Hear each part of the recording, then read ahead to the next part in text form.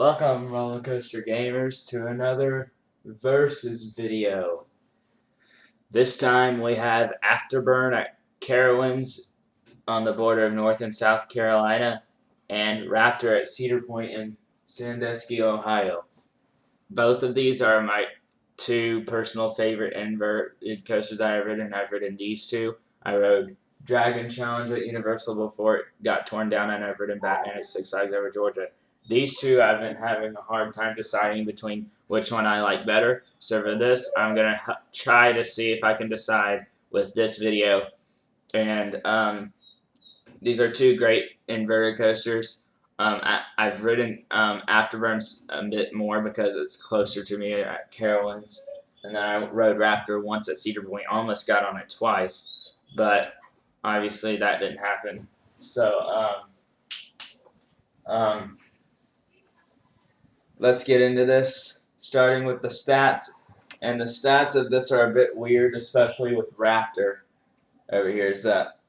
Okay, so Afterburn has, I kind of swapped the order of these. So the track length of Afterburn is 2,956 feet. It has a duration of 2 minutes 47 seconds. And I think that seems like a long time, but I think it's mainly the lift hill has to do with that. And the height is 113 feet, and it has a speed of 62 miles per hour and 6 inversions. Both of these have 6 inversions, and what's interesting is that Raptor is taller, but the top speed is a bit slower. And also, Raptor has a longer track length, but a shorter duration, which is quite interesting. I used RCDB to find out the stats of these, and I think Raptor's lift hill may be quicker than Afterburn's. This might be why. Is because Raptor, it has longer track length and it's slower, so that means it must have a much shorter drop than Afterburn. And Raptor just feels overall like a longer ride to me than Afterburn. They're both, like, Afterburn's like an average duration, isn't too short, isn't too long. Raptor feels like a decent long ride. It's not too long, but it feels a bit longer than Afterburn. So I think there's some ifs about this, but I think overall Raptor probably wins in stats in terms of height and track length, but I think it should win duration, to be honest, because I think the duration from when you leave the lift hill to when you hit the brakes is longer than on Afterburn, especially since you have a mid-course brake run. And I think Afterburn just probably wins speed. I think I might believe that because it does. Even though Raptor is taller, I think Afterburn's drop is bigger, and it definitely feels that way when you're on them. So for stats, probably leans a bit towards Raptor's side, but they're not too far off from each other. So we're going to get into the elements of these two rides. So Afterburn has a vertical loop Immelman, 0G roll, batwing, a corkscrew, a helix, some tunnels, and airtimeless hill because there's a hill right before you go into that last corkscrew of the ride, and you don't really get airtime at all. So that's probably the most pointless element on the coaster, but I think it's all right because it's meant to get you over the station onto the other side. And things I like, and Raptor has a vertical loop. Both of these have a vertical loop, 0G roll, and Raptor has two corkscrews, and Afterburn only has one, but Afterburn has an Immelman, and Raptor doesn't have one.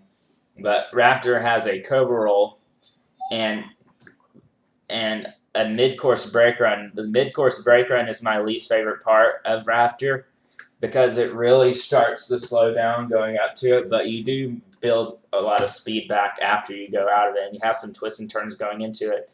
And you have a really forceful double helix and a slight jerk into the brakes. You have a turn going into the brakes after the double helix. People said it's really jerky. It honestly wasn't that bad, but it's still kind of a jolt into the brakes. But I think that I love how Afterburn has tunnels. Some of my favorite parts are Afterburn. Like, I think my favorite element on Afterburn is the batwing because you go through a tunnel in between each of them. So essentially, you go through a dive loop and then an Immelman, and in between the two, you have a cool tunnel.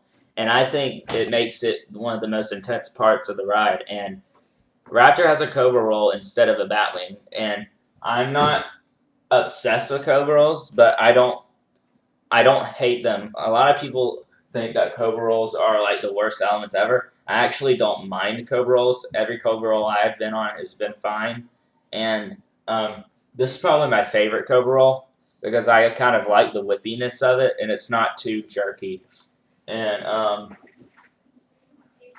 but I think just the Batwing is a bit better. I just really like the Batwing on Afterburn, and the zero-G rolls are about the same. I think Raptors might be slightly more whippy. I don't know. And the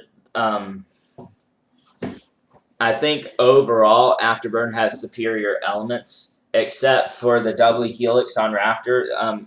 Afterburn has one helix going into the brakes, but Raptor has this double helix going downwards. It goes downwards, and it's the most forceful element on the coaster. So I think in terms of overall elements, Afterburn wins, and also scenery. I think Raptor looks great. I actually really like. I like the color scheme for both. Afterburn does has a slightly better theme, but I think in terms of intensity, that double helix on Raptor is really forceful, the most intense element on the ride, and Afterburn doesn't quite have an element like that, but Afterburn does benefit from the tunnels, and I think Afterburn another reason why it feels shorter is because it doesn't have a mid-course brake run, and it feels like you go through every element back to back to back. I think Raptor feels slightly. They're both super compact, but I think Raptor has a lot more turns in between the elements and stuff, which are fine, and that double helix at the end is really good. So I think so overall, Afterburn has the better elements, but Raptor does benefit from that double helix.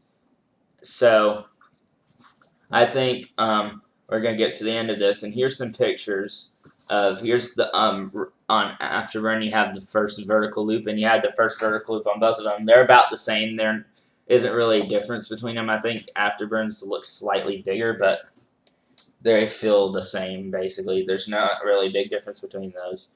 Here you have an airplane sticking out because Afterburn has an airplane theme, and they both roar a lot. They're both loud. Right here, that's the Batwing. You kind of go in like this, and then you go through the tunnel, and then you go back out of it like that. And then here you have the emblem, and here's that zero-G roll, that nice zero-G roll. And then on Raptor, here's a corkscrew, here's the loop, here's the Cobra roll right there. That's the lift hill and stuff. Here's the mid-course brake run and the turns and stuff. And then here you have the awesome double helix in this picture right here. So you go into it and you go downward like this, and it's really super forceful. So in the end, Afterburn does have this super forceful helix, and I think you get a much better view of it. But I think Afterburn slightly takes it because of the overall elements and how they're all bam, bam, bam, back to back to back. And so we end this with Afterburn being my personal favorite B&M inverted coaster that I have ridden. So hopefully y'all have enjoyed this versus video. Let me know which one of these inverted coasters you like better if you've ridden them, and tell me others that you like more. I've heard Montu is really good. Like Nemesis at Alton Towers is really good, and I just heard like of a lot of great B&M inverts, but I think one that I really want to ride is Montu. I really want to go down to Busch Gardens and ride that as a coaster. I've been wanting to ride. So that's going to do it for this versus video. See you next time, roller coaster gamers.